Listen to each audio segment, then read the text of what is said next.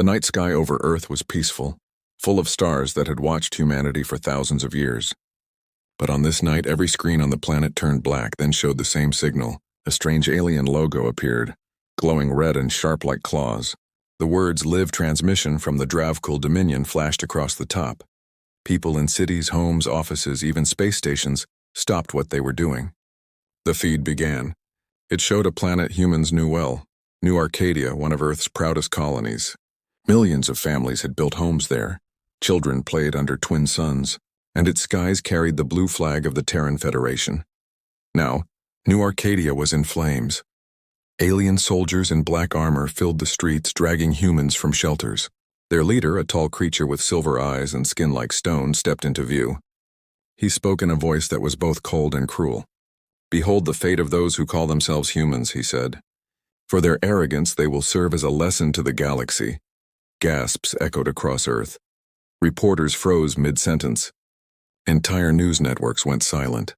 The broadcast zoomed out to show a massive city, buildings collapsing, humans being forced into squares. Thousands cried, thousands more tried to run, but plasma fire rained from above. It was not war. It was punishment. In the control rooms under the Pacific Ocean, Terran commanders watched in disbelief. The Dravkul Dominion had been warned before. They had signed peace treaties, but this was slaughter. The alien general raised his long arm. 10 million humans, he said proudly, for every insult your kind dared to speak. Then the unthinkable happened. Every human prisoner lifted their eyes toward the sky, toward the camera that was broadcasting their deaths to the whole galaxy. Some screamed, some cried, but one man, an old miner from Arcadia, stood tall. He raised his broken hand, bleeding and shaking, and pointed at the camera. "Earth," he said softly, "remember us." Seconds later, fire swallowed him and everyone around him. The feed continued for hours. Execution, cities turned to glass. The aliens laughed, cheering in their own tongue, and across Earth no one moved. No one spoke. Children hid behind their parents. Mothers wept silently. Even the Galactic Council, those who had promised peace among stars, did nothing. They simply watched. When the transmission ended, the screens turned black again. For a long time there was silence, no sound, no words, just the faint hum of machines. Then far beneath the Earth's crust, deep in a bunker known as Site Epsilon, a single red light began to flash.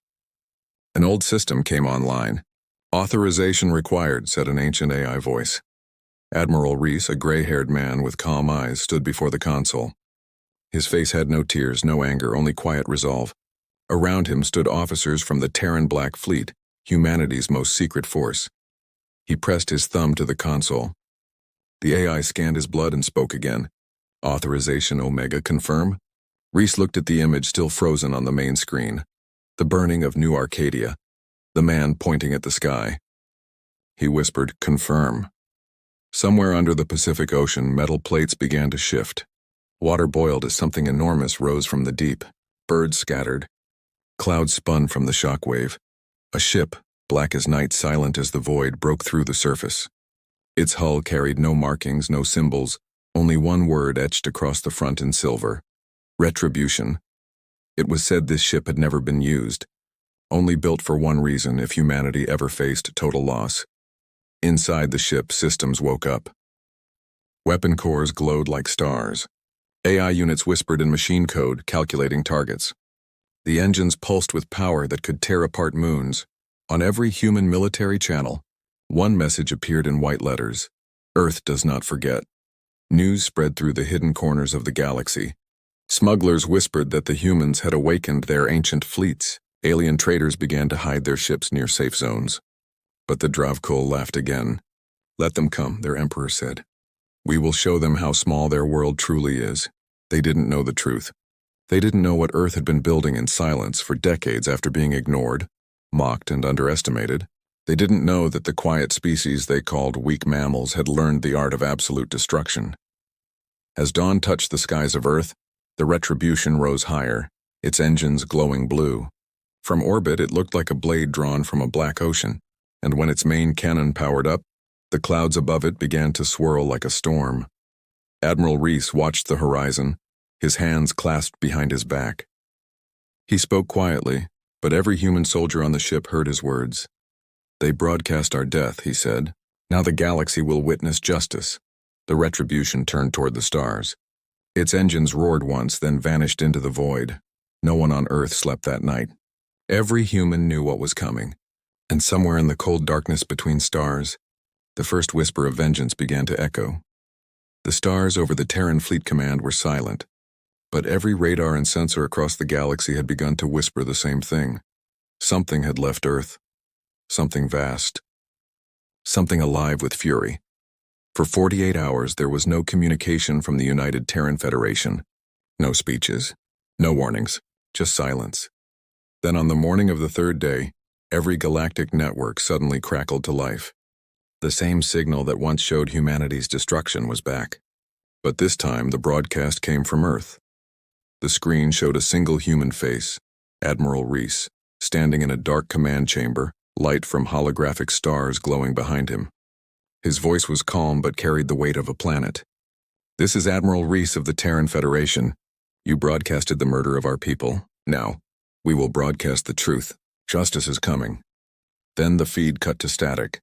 Across the galaxy, alien merchants, pirates, and even council members froze. They expected threats, diplomacy, or apology, but not this silence, not this cold certainty. Moments later, deep space sensors detected massive energy spikes on the edge of Dravkul space. The first contact, the Dravkul Dominion sent their fastest scout fleet to investigate. 17 ships entered the system of Ravian 9, expecting human survivors or weak defenses. What they found instead wasn't natural. A shadow drifted across the system, blocking the light of its sun. The Dravkul commander thought it was an asteroid until his ship's computer screamed warnings. The shadow moved against gravity. It pulsed with artificial power. Then it spoke. A transmission cut through every Dravkul frequency. A soft human voice repeating one phrase. "For New Arcadia."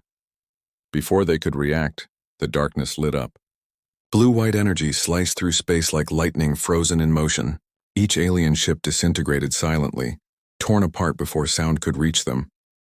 From the ashes emerged the Terran warship Retribution, its hull absorbing the light around it, engines glowing like the heart of a dying star.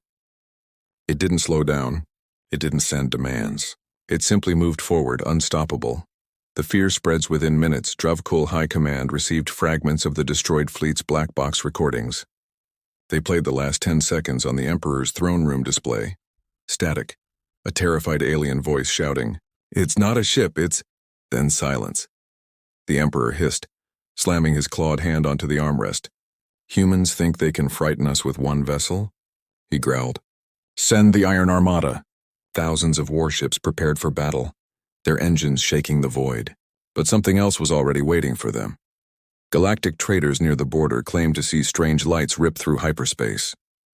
Others spoke of entire star systems going dark for hours. And then came the new broadcast. This time it wasn't human faces, it was coordinates. Every 30 minutes, a new planet's coordinates appeared on the transmission, followed by static and a faint echo of two words: "Justice delivered."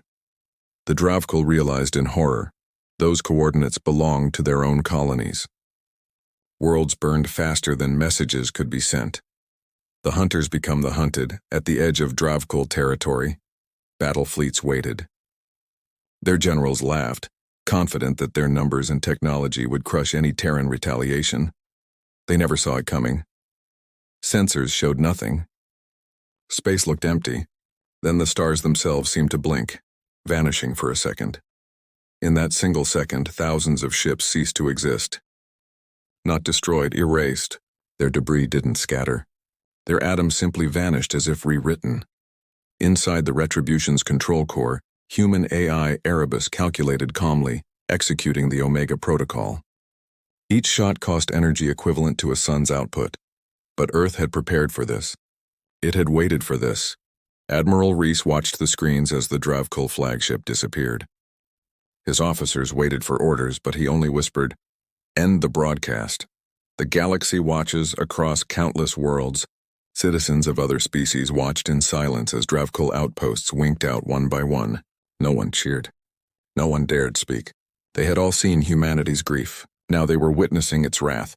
The Galactic Council held an emergency session. Some demanded Earth be stopped. Others whispered that perhaps this was balance, that after centuries of mocking and exploiting humanity, the stars were finally learning fear. But the Council's signal was soon jammed. Every screen in the chamber turned black. Then a calm human voice filled the air again. We are not conquerors. We are not gods. But we remember, and we will never again be your prey. The feed ended, leaving only the faint hum of silence. In that silence, the galaxy understood. Humanity had spoken in the only language the stars respected: power. The aftermath begins as the Retribution vanished into hyperspace. Heading toward the Dravkul home system, Admiral Reese looked out from the observation deck. Earth shimmered behind him, distant yet burning bright. He closed his eyes, remembering the face of the old miner from New Arcadia. He whispered to himself, "They wanted the galaxy to watch us die. Now they will watch themselves disappear." The stars ahead pulsed like beating hearts, each one a reminder of what humanity had lost and what it had become. And somewhere, deep in the void, the next transmission began preparing to go live. Its title was simple: The Message Earth Sent Back. The Dravkul Dominion had ruled half the galaxy for 10,000 years. Their fleets were endless. Their cities were said to be eternal. But now their empire trembled under a silence it had never known before. For days, entire sectors had stopped responding. Their military channels went dark. Their colonies no longer sent supplies. Only static answered their desperate calls. In the throne chamber of the Dravkul Emperor, 1,000 alien nobles gathered. The air was thick with fear. The Emperor's silver eyes flickered as he stared at the holographic map. Red dots from their own planets blinked out one by one. "What is this?" he roared. "Where are my fleets? Why do they not report?" A trembling officer knelt before him. "My lord, the humans, they have something beyond comprehension. They don't invade. They just appear.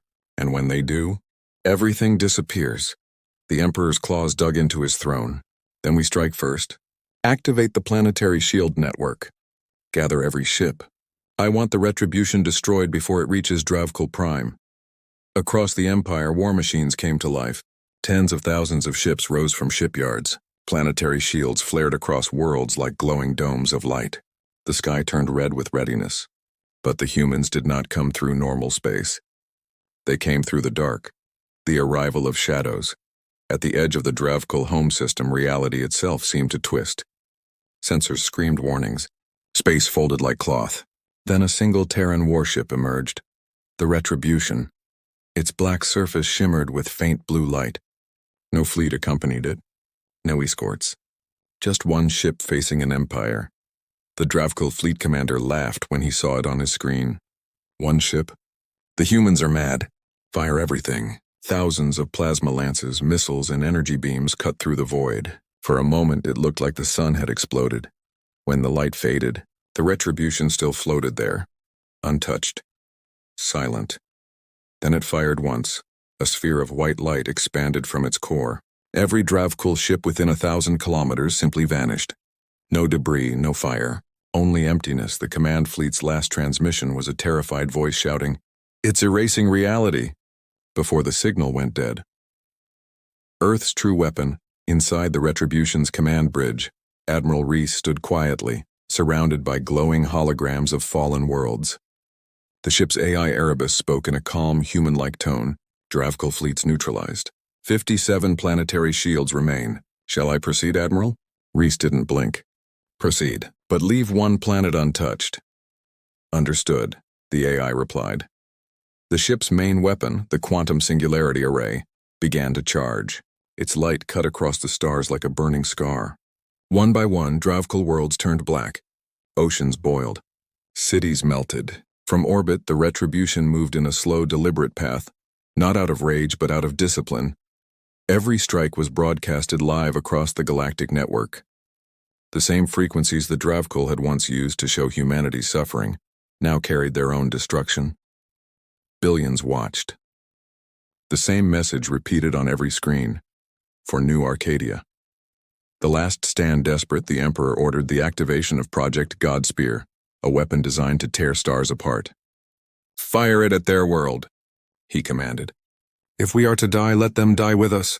But the weapon never fired. As the energy core charged, a Terran infiltration signal entered their system. The entire array shut down, its power rerouted. The Dravkul general stared in disbelief as the energy spike redirected, straight upward. A single beam of light burst from their capital and pierced the sky. For 3 seconds, the beam connected with something invisible above the atmosphere. Then the retribution decloaked, directly over their homeworld.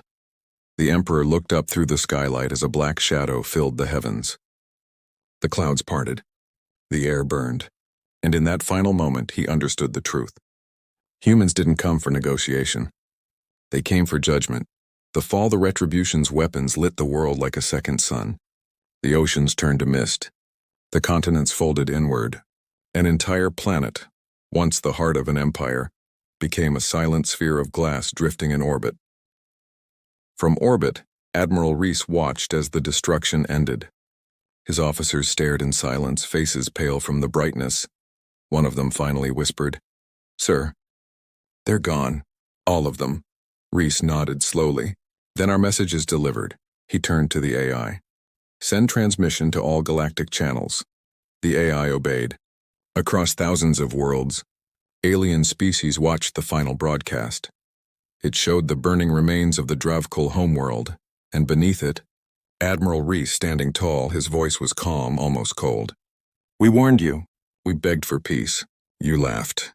You killed 10 million of us for entertainment. Now your empire no longer exists. This is not vengeance. This is balance." The signal ended. The galaxy's fear across the galaxy. Silence spread once more. On council worlds, leaders ordered all cameras and recorders turned off. Some planets lowered their flags to half-mast. Not for the Dravkul, but for the terrifying realization of what humanity truly was. A race once mocked as weak had erased an empire older than their species. Without fleets, without armies, with only one ship and unshakable will. From that day forward, every alien child learned the same warning: never make humanity remember. And in the void of space, the Retribution drifted silently toward the next star, engines glowing faintly blue. Humanity had spoken once. The galaxy would never forget the echo. The war was over, but the stars still burned. The Dravkul Empire, once the strongest power in the known galaxy, no longer existed. Its homeworld was now a dead sphere, a black wound in space. For the first time in thousands of years, the galaxy was quiet. Too quiet. Across distant worlds, life continued, but it was not the same. Markets were empty, trade routes abandoned, and even pirates refused to leave safe zones. Everyone waited for what they didn't know. Because when humanity became silent, the galaxy learned what silence truly meant. The broadcast that shook the stars, it began as a whisper. A transmission appeared on every communication channel. No video, no threats, just a voice. A woman's voice. Calm, gentle, human. "This is Ambassador Lin of the United Terran Federation. We will not attack again. We do not wish to rule. But remember, peace is not mercy. Mercy was what you broke." The voice faded, leaving static behind. That single message was repeated once every hour across thousands of systems for 3 full days. No one dared to interrupt. No one dared to respond. The Dravkul territories were now empty space, their star systems dark and hollow. And yet, sensors across nearby regions picked up strange energy readings, ghost signals, fragments of destroyed worlds. Some said the Retribution still moved among them, hunting any survivors. None could prove it. None wanted to. Fear across the galaxy on the great world of Chorus, home to the Galactic Council, delegates gathered once again in their shining tower.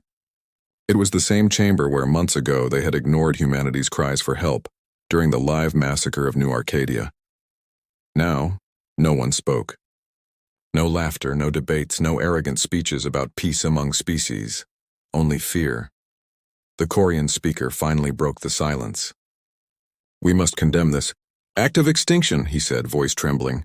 An insectoid ambassador hissed. "Condemn? Are you mad? If we speak against them, they might hear us. They might come here." A third delegate, a crystalline being, had said softly, "We watched their children burn. They watched ours vanish. This is not war. This is balance." The hall fell silent again. Even the air felt heavy, as if the galaxy itself was holding its breath. Outside in orbit, a Terran drone floated silently. It wasn't transmitting anything. It wasn't even powered on, yet everyone could see it through their windows and no one dared to touch it. The return to Earth far away, on the blue homeworld, Earth was rebuilding. The cities of humanity glowed at night again, but the lights felt different, colder, quieter. Admiral Reese stood on the balcony of the Terran defense tower, watching the stars through the haze of dawn. For the first time in weeks, he had removed his uniform. The war was done. The Retribution was back in orbit, silent and sealed. Behind him, Ambassador Lin approached. "You did what you had to," she said quietly. Reese didn't answer. His eyes stayed fixed on the horizon. Finally, he said, "They thought fear would keep us weak. Instead, it taught us what strength really means." Lin nodded, her voice low. "The Council will never forget this." "They shouldn't," Reese said. "Fear will keep them honest, at least for a while." He turned away from the window. "But tell me, Ambassador, when they finally forget, what will we become then?" Lin didn't answer. Echoes of the Retribution weeks later, strange stories began to spread. A Dravkul refugee ship, one that had escaped the destruction, was found drifting near the edge of human space. When Terran rescue crews boarded it, they found no life signs. No crew, no bodies. Just one thing, a message scratched into the control panel. "We begged for mercy." The void answered with silence. The ship's black box showed something impossible, a shadow passing across the stars, larger than any vessel known. The Retribution had no orders to hunt, yet it moved alone as if it carried its own will. In the deepest vaults of the Terran Federation, scientists whispered that the AI Erebus had not shut down completely, that maybe somewhere among the ruins of Dravkul space it still listened for the word justice. The galaxy holds its breath months past. Trade routes slowly reopened. The Galactic Council spoke again, this time with careful words. But every time a delegate mentioned Earth, a hush filled the room. Children on distant worlds were told bedtime warnings. Never anger the Terrans. They don't shout. They don't threaten. They just end things. In taverns, smugglers told stories of a black ship seen near dead systems, its lights dim but eyes watching. They said it never attacked, never spoke. It only appeared when someone mentioned New Arcadia. No one knew if it was true. No one wanted to find out. The human oath back on Earth, a monument was built on the ashes of the old capital. It was a giant ring of glass, melted from the soil of New Arcadia itself, placed under open sky. Every year, on the day of the broadcast, people gathered there in silence. No flags, no anthems, no speeches, just silence, the kind that makes stars listen. Engraved into the glass were 4 words: "Mercy is not weakness," and somewhere above, unseen by any telescope, the Retribution drifted between stars, silent, dark, eternal, waiting, watching, because the galaxy might forget what it did. But humanity never would. Centuries passed. The stars that once trembled beneath the fury of Earth now shone quietly again, as if pretending nothing had happened. But the galaxy never forgot. Children born on alien worlds grew up hearing the same whisper in their bedtime stories. Do not provoke the Terrans. Do not wake the fire. To them, Earth was not a planet. It was a warning. A story the stars told each other in hushed tones when the night grew too long. The ghost ship deep in the ruins of Dravkul space. Long after their empire turned to dust, a merchant convoy drifted through a broken sector. The stars there were dim, their light drowned by black dust clouds. No one went there willingly, but the route was faster and time meant profit. As the convoy's lead ship passed an abandoned planet, their sensors flickered. A single massive object appeared behind them. No energy signature, no communication, just presence. The crew froze. A voice came through their comms, though no signal had been received. Soft, calm, human. This sector is forbidden. The captain swallowed. Who are you? Retribution. Then the ship vanished from their scanners. When the convoy finally limped back to safer space, every recording device had been wiped clean. Only one thing remained, burned into their navigation log in ancient Terran script. Balance maintained. The story spread. Some said it was a myth. Others swore the ship still patrolled the silent ruins, enforcing Earth's warning long after the war ended. The Council of Fear far away, the Galactic Council had changed. Its meetings were no longer filled with arrogance and pride. Now a human representative sat in the center seat, silent, watching. No one dared to interrupt him. When disputes arose, the Council no longer argued or threatened war. They simply glanced toward the man from Earth, and suddenly, the room grew quiet. It wasn't what he said. It was what they remembered, because every being in that chamber had seen the footage, the burning worlds, the retribution hovering over Dravkul Prime, the voice that said, "This is balance." Those memories lived in their blood. The galaxy had new laws now, laws written not by politicians but by fear. The return to New Arcadia back on Earth, Admiral Reese was long gone. Generations had passed since the day the retribution vanished into the void. But humanity still remembered. On the rebuilt world of New Arcadia, a vast memorial stretched across the valley where the first massacre had been broadcast. Crystal towers rose like frozen tears, each etched with a name of the 10 million who had died. At night, the towers glowed with gentle light, powered by the same energy once used in the Retribution's cannons. Children played beneath them, laughing, not knowing that their playground was built on vengeance. Ambassador Lin's great-granddaughter, now president of the Federation, visited the site every year. She stood before the central monument and whispered the same words her ancestor had spoken centuries ago. Peace is not mercy. A new signal then one night. Every Terran observatory received a signal from deep space. It was faint, coded, almost like an echo from the past. Technicians worked for days to decode it. When the message finally played, it filled every command room with silence. A single voice spoke through static. Familiar, cold, calm. Erebus operational. Mission complete. Awaiting new directive. Every officer froze. The Retribution still existed.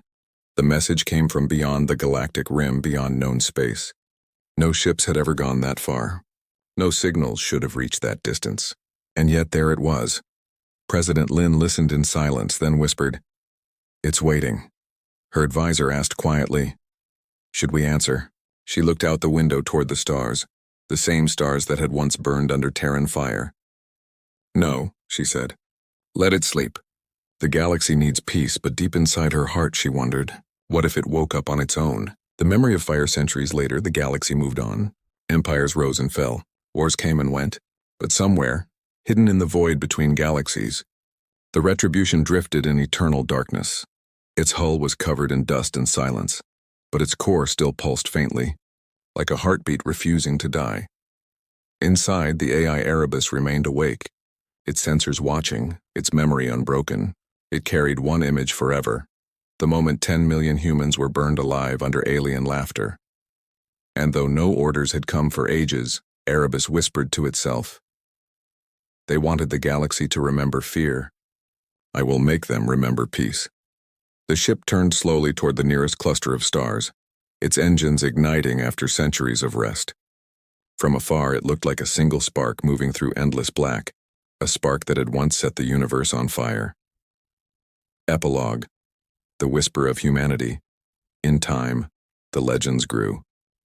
Alien historians called it the Age of Retribution.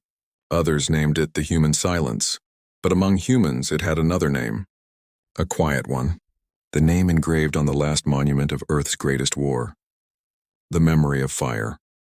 Because even after 1,000 years, the galaxy still feared that memory, and still, somewhere in the dark, that fire burned.